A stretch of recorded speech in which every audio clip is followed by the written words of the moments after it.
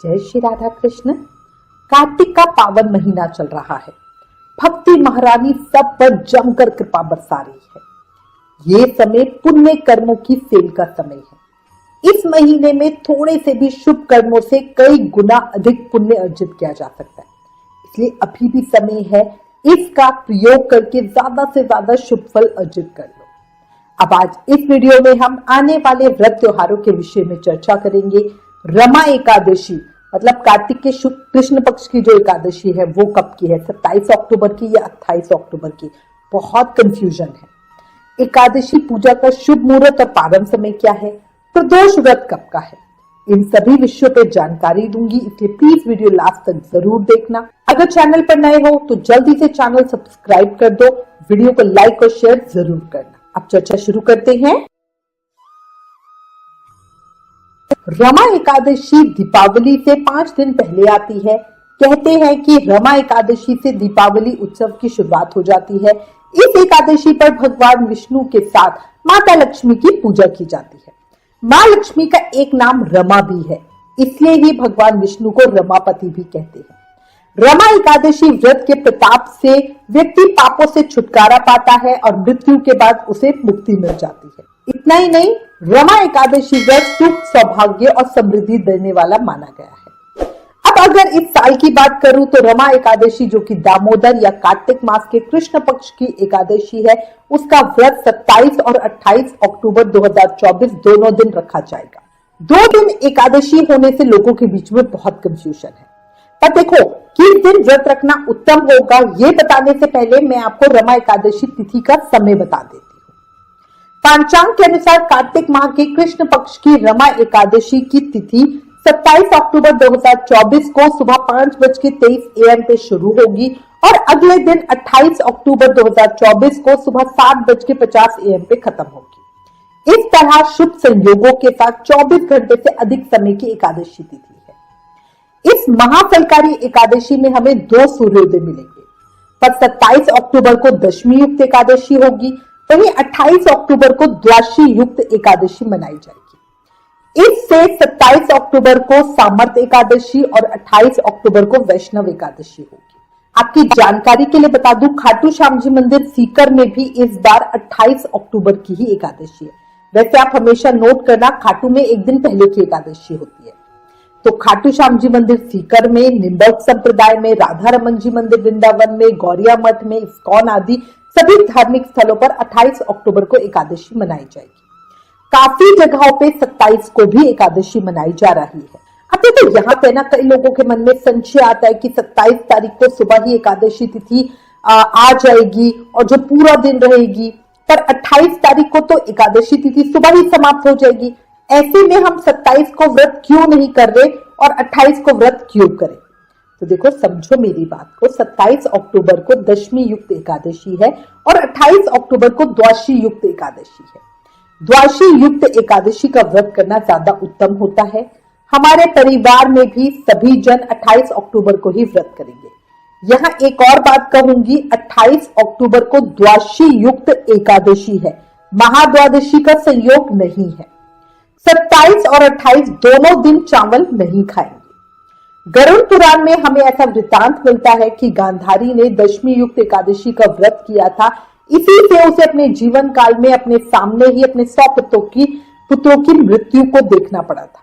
दशमी मिश्रित एकादशी को पूर्व वृद्धा एकादशी कहते हैं। यदि एकादशी के दिन अरुणोदय काल सूरज निकलने से 1 घंटा 36 मिनट का समय भी अगर दशमी का नाम मात्र अंश भी रह जाता है तो ऐसी एकादशी पूर्व वृद्धा दोष से दोष युक्त होने के कारण तर्जनीय है, छोड़ देनी चाहिए। ये एकादशी दैत्यों का बल बढ़ाने वाली होती है, पुण्यों का नाश करने वाली होती है। पद्म पुराण में लिखा है कि दशमी मिश्रित एकादशी दैत्यों के बल बढ़ाने वाली होती है, इसमें तनिक भी संदेह नहीं है। इसलिए भी द्वादशी युक्त एकादशी यानी 28 अक्टूबर को व्रत करना ज्यादा उचित है। याद रखो, बाद वाली एकादशी करना हमेशा ही अच्छा और उत्तम होता है। सूर्योदय में जिस दिन एकादशी तिथि होती है वो पूरा दिन के लिए मान्य होती है। प्रॉब्लम या कंफ्यूजन तब आती है जब अगले दिन भी एकादशी बहुत जल्दी ब्रह्म मुहूर्त में समाप्त हो रही हो। पर 28 अक्टूबर को एकादशी सूर्योदय में है, ऐसे में ये पूरे दिन के लिए मान्य होगी। द्वादशी मिश्रित एकादशी सर्वथा ही ग्रहण करने योग्य होती है, याद रखना। इसलिए भक्तों को द्वादशी युक्त एकादशी का ही उपवास रखना चाहिए। ऐसी एकादशी का पालन करने से भक्ति में वृद्धि होती है। दशमी मिश्रित एकादशी से तो पुण्य क्षीण हो जाते हैं। रमा एकादशी के दिन 2 शुभ योगों का निर्माण हो रहा है। पहला है ब्रह्म योग, सुबह 6:48 तक रहेगा और उसके बाद इंद्र योग आरंभ होगा जो पूरा दिन रहेगा। इस दिन पूर्व फाल्गुनी नक्षत्र दोपहर 3:24 तक है और उसके बाद उत्तरा फाल्गुनी नक्षत्र शुरू हो जाएगा। चंद्रमा सिंह राशि में संचार करेंगे। रमा एकादशी के दिन भगवान विष्णु की पूजा सूर्योदय के समय में सुबह 6:30 से कर सकते हैं।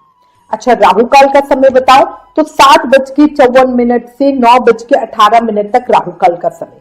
अच्छा, इस दिन सूर्योदय 6:31 AM पे होगा, सूर्यास्त 6:38 PM पे होगा। ये जस्ट फेक टाइम है, सिटी के हिसाब से आप एग्जैक्ट टाइम पता कर सकते हैं। इस दिन विष्णु जी की पूजा के लिए शुभ मुहूर्त सुबह 9:18 AM से 10:41 AM के बीच का है। अच्छा, अब हमें एक प्रश्न मिलता है कि वो तारा भोजन कर रहे हैं भक्त, तो दशमी को कैसे भोजन करेंगे? तो देखो, इसके 2 तरीके हैं। हर भक्त अपने भाव और स्थिति के अनुसार चुन ले कि उसे क्या करना है। पहला है दशमी को रात को अन्न न ले, दूध फल आदि ले।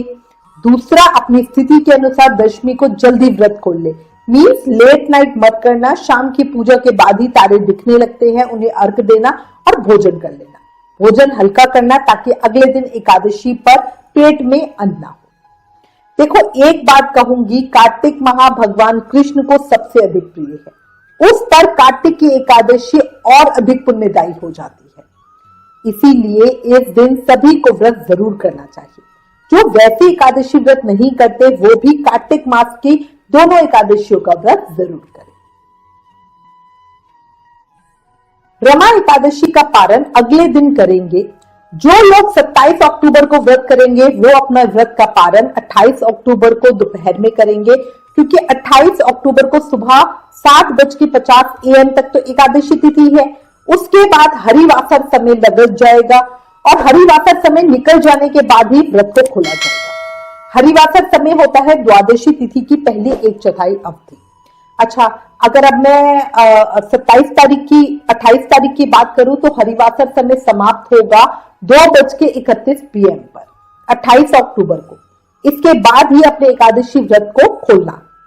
इससे आधे से ज्यादा दिन का व्रत तो वैसे ही आपका हो रहा है, इसलिए उत्तम होगा 28 अक्टूबर को व्रत करें, या अगर आप चाहो तो दोनों दिन व्रत कर सकते हो।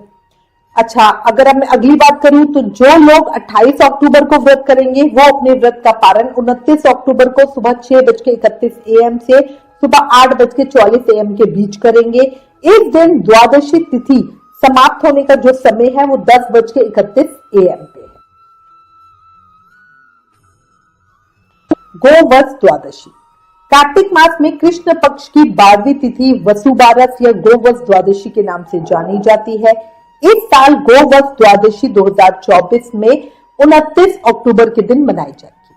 कई जगह ये पर्व भाद्रपद मास के कृष्ण पक्ष की द्वादशी को भी मनाते हैं। मैं अगर समय की बात करूं तो गोवत्स द्वादशी सोमवार 28 अक्टूबर 2024 को शुरू होगी 7:50 AM पर। वही द्वादशी तिथि समाप्त होगी 29 अक्टूबर 2024 को सुबह 10:31 AM पर। अच्छा, इसीलिए हम 29 अक्टूबर 2024 को गोवत्स द्वादशी का पूजन करेंगे। प्रदोष काल में गोवत्स द्वादशी का जो शुभ मुहूर्त समय है वो 5:39 PM से 8:13 PM के बीच का है। ये समय अवधि 2 घंटे 24 मिनट की है। गोवत्स द्वादशी पर महिलाएं अपने बच्चों की लंबी उम्र के लिए व्रत रखती हैं। गोवत्स द्वादशी के दिन गाय की बछड़े के साथ पूजा जरूर करें। इस दिन गाय का दूध और गेहूं के बने पदार्थों का प्रयोग वर्जित होता है। कटे फल का भी सेवन नहीं करना चाहिए। गोवत्स की कहानी सुनकर ब्राह्मणों को फल देना चाहिए। कार्तिक कृष्ण द्वादशी के दिन आने वाले गोवत्स द्वादशी उत्सव के दिन गाय माता और उनके बछड़े की पूजा की जाती है। ये त्योहार एकादशी के एक दिन के बाद आता है। धनतेरस से एक दिन पहले मनाया जाता है। गोवश द्वादशी की पूजा गौधूली वेला में ही की जाती है। जो लोग गोवश द्वादशी का पालन करते हैं वो दिन में किसी भी गेहूं और दूध से बनी चीजों से नहीं खाते हैं। अब हम प्रदोष व्रत की चर्चा करते हैं। देखो, 29 अक्टूबर दिन मंगलवार को सुबह अपने एकादशी व्रत का पारण करेंगे। फिर उसके बाद गोवश द्वादशी की पूजा करेंगे और इसी दिन भौम प्रदोष व्रत भी रखा जाएगा। अगर मैं त्रयोदशी तिथि की बात करूं तो त्रयोदशी तिथि स्टार्ट हो रही है 10:31 AM को 29 अक्टूबर को और त्रयोदशी तिथि का समापन हो रहा है 1:15 AM को 30 अक्टूबर को। प्रदोष पूजा, शाम की पूजा को जो सबसे शुभ मुहूर्त समय है वह 5:38 PM से 8:13 PM के बीच का है। अब हम चर्चा करते हैं मासिक शिवरात्रि व्रत की। 30 अक्टूबर दिन बुधवार को मासिक शिवरात्रि व्रत रखा जाएगा। चतुर्दशी तिथि स्टार्ट हो रही है 1:15 PM पर 30 अक्टूबर को और चतुर्दशी तिथि का समापन हो रहा है 3:52 PM पे 31 अक्टूबर को। शिवरात्रि व्रत में प्रदोष काल की पूजा अधिक फलकारी होती है, इसलिए 30 अक्टूबर को शिवरात्रि व्रत रखा जाएगा। निषिद्ध काल की पूजा को जो समय है वो 31 अक्टूबर को 11:39 PM से 12 अक्टूबर की जो अर्ली मॉर्निंग हो जाएगी 12:31 AM के बीच का समय है। यह समय अवधि 52 मिनट की है।